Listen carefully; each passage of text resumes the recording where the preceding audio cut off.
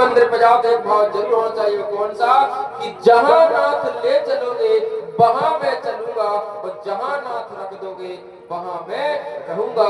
प्रभु जैसी तुम्हारी इच्छा, जैसा आपका मन हो मैं उसमें स्वीकार हो। और दूसरी बात क्या होना चाहिए कि सीताराम कहिए और ताहि विद राखे राम ताहि विद।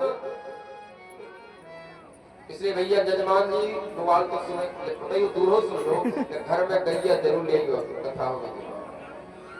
हम कर लिया बाजार से नहीं लिया तो एक बढ़िया गांव में हो वो बांध लो अपने घर में गाय की सेवा ले। हर घर में जजमान समझे, हर घर में गाय माता की सेवा होनी चाहिए। अगर हम हिंदू है, सनातनी है, भगवान कन्हैया की इस कथा को, भागवत कथा को सुनते हैं, तो हमारी आपसे प्रार्थना है कि जिनके घर में गैया ना होवे तो कल कहती तो रोटी जब बने जब गैया आ जाए। अपने महाराज तुम तो अपने घर चले जाओ, खड़िया खाने हम कहां से चारों ले आए। ऐसे नहीं व्यवस्था है सब। अगर आप गाय माता रख लोगे तो आपकी ओड़ी में भी व्यवस्था हो जाएगी और खड़िया खाने की व्यवस्था हो जाएगी। बस मन होना चाहिए। आज भगवान गाय चराने गए, गोपाल कृष्ण नाम पड़ा। भगवान की उम्र 4 वर्ष की हुई। भगवान ने अगासुर बकासुर का उद्धार किया। भगवान 4 वर्ष की उम्र होती है। भगवान ने यमुना जी में जाकर के कालिया नाग को समझाया और कालिया नाग को यमुना में से बाहर निकालकर भगवान ने रबड़क दिन में भेजा। धीरे धीरे करके भगवान की उम्र 5 वर्ष हुई। भगवान ने एक सुंदर लीला की, जिस लीला को कहते हैं चीर हरण की लीला। सचलो भगवान की उम्र कितनी हुई? 5 वर्ष। तो 5 वर्ष की उम्र में क्या करते भगवान ने चीर हरण की लीला की। आचार्य श्री सुखदेव स्वामी ने कहा कि राजन व्रज की गोपी क्या करती कि हेमंते प्रथमे मासी नंद ब्रजा कुमारिका तेरो हवस्य भुंजाना कदना चनामृतम। ब्रज की गोपियां क्या करती है? 4 बजे उठती है। कितने बजे? 4 बजे। यमुना जी में स्नान करती है। यमुना जी में स्नान कर करके जैसे यमुना जी में स्नान करती है और स्नान करके वो माता कात्यायनी का पूजन करती है कि कात्यायनी महामाये महायोगिनीश्वरी नंद गोप सुतम देवी पतिमे कुरते नमः। किसी भी बेटी के विवाह में अगर विलंब हो रहा हो तो अगर एक श्लोक का वह निरंतर जाप करे, मां भगवती से प्रार्थना करे, तो ऐसा भागवत में वर्णन आया है कि वो विवाह शीघ्र ही संपन्न होगा। जो ब्रज की गोपियां थी वो ब्रज की गोपी इसी श्लोक का जाप करती थी। माता कात्यायनी के मंदिर में क्या कहती थी? कात्यायनी महामाये महायोगिनीश्वरी नंद गोप सुतम देवी पद्मे कुरते नमः। हे माता कात्यायनी आपके चरणों में हम प्रणाम करते हैं कि नंद के पुत्र श्री कृष्ण हमें पति के रूप में मिले। लेकिन वो एक अपराध करती थी कि जब भी वो स्नान करने जाती थी तो वो नग्न अवस्था में स्नान करने जाती थी। तो भगवान ने गोपियों को समझाने के लिए नग्न अवस्था में स्नान किए। तो वो गोपियों को समझाने के लिए भगवान ने चीर हरण की लीला की। आचार्य सुखदेव स्वामी ने कहा कि राजन भगवान की उम्र कितनी थी? 5 वर्ष। कितनी उम्र थी? 5 वर्ष। अच्छा एक बात बताओ कि 5 वर्ष का जो बालक होता ना, उस 5 वर्ष के बालक के लिए माता अपने जैसे पकड़ती है और वो जबरदस्ती बाथरूम में ले जाकर के उसकी मां उसको स्नान करवाती, उसके कपड़े निकाल के निर्वस्त्र करके उसको स्नान करवाती। जैसे स्नान करके निर्वस्त्र कर स्नान करती और बच्चा रोता रहता, खड़ा बाथरूम में खड़ा रहता और मां उसी बच्चे के सामने 5 वर्ष के बालक के सामने मां भी स्नान कर ली। क्या मां को लोक लज्जा कोई शर्म आई? क्यों? कि 5 वर्ष का जो बालक होता ना, 5 वर्ष का बालक काम ही नहीं होता।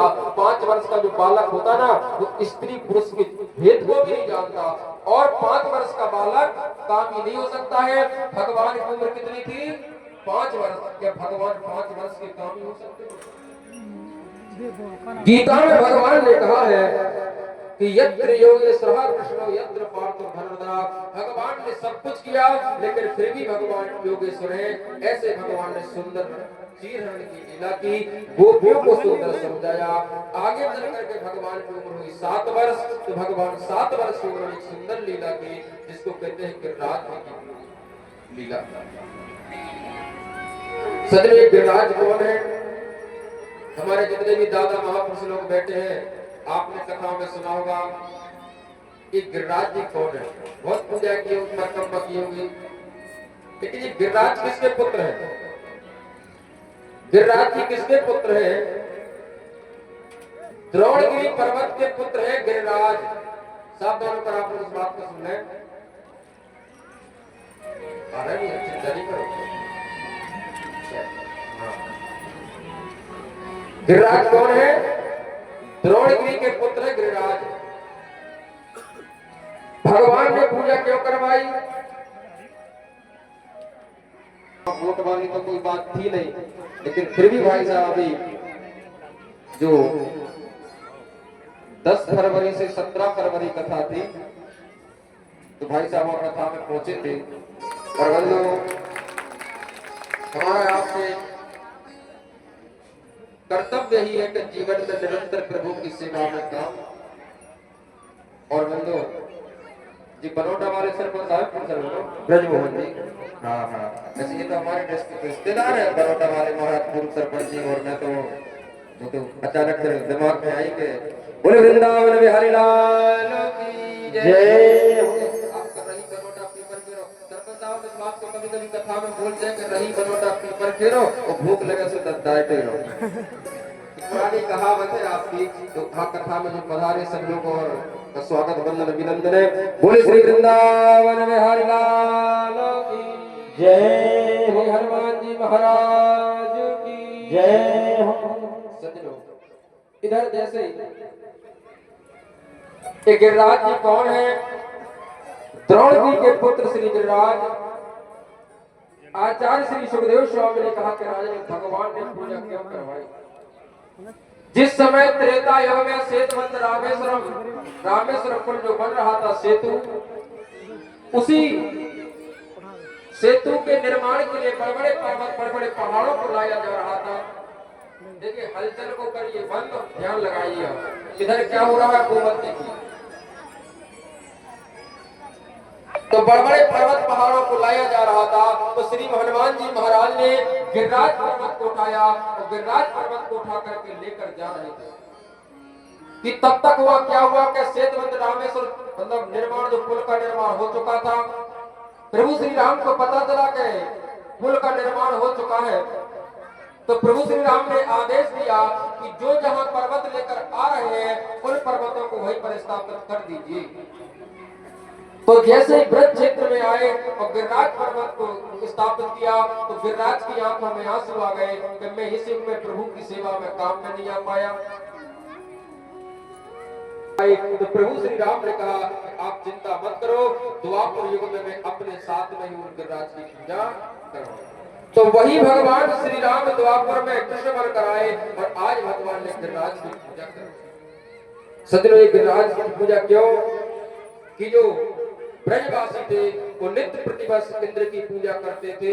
एक दिन भगवान ने कहा कि तुम्हारा देवता कभी प्रकट होकर भोग को स्वीकार करता कि नहीं? बोले सो तो नहीं करता। बोले मेरा एक देवता है जिसका नाम है गिरिराज, उस गिरिराज की अगर पूजा करोगे तो मेरा देवता प्रकट होकर भोग स्वीकार जरूर करेगा।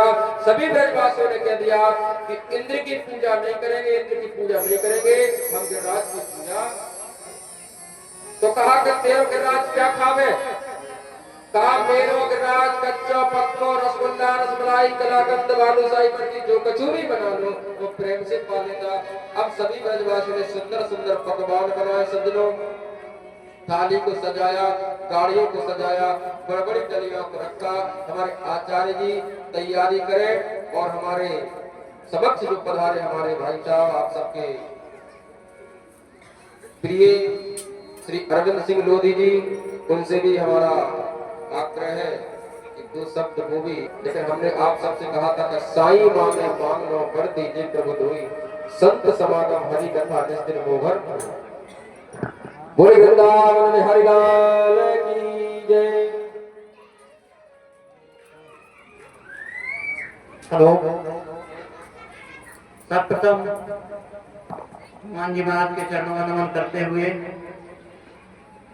श्रीमद् भागवत महापुराण और हमारे व्यास जी महाराज समस्त ग्रामवासी, माताओं, बहनों, बच्चियों, सभी को प्रणाम करता हूँ।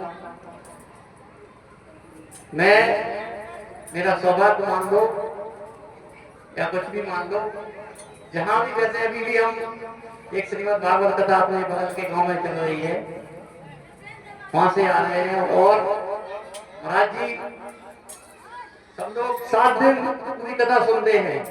तो मैं ये सोचता हूँ कि मेरा कहीं आध घंटा, कहीं 15 मिनट, कहीं 20 मिनट, तो मेरी भी एक कथा पूरी हो जाती है।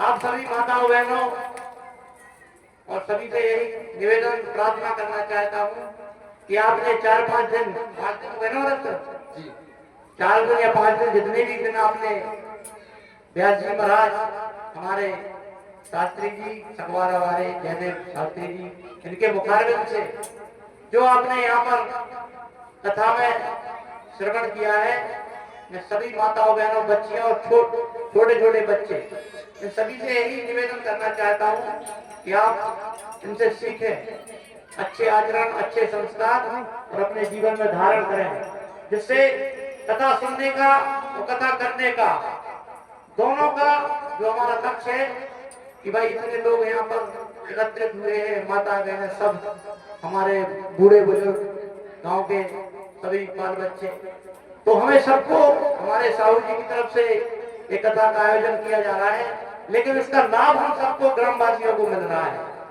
तो इस हमारे इस पवित्र स्थान पर जो श्रीमद् भागवत कथा हो रही है, उससे हमें और हमारे व्यास जी महाराज से हमें अपने जीवन में क्या करना चाहिए और क्या नहीं करना चाहिए, और हमारे अंदर क्या कमियां हैं, वो हम यहाँ पर एक कथाओं का आयोजन इसलिए किया जाता है कि धर्म के प्रति, समाज में बुराइयां, हमारे आराध भगवान और सब कुछ जो हमारे वरिष्ठ रहे हैं, वो जो करके गए हैं, उनको एक ग्रंथों में संभाल के रख दिया गया है कि इन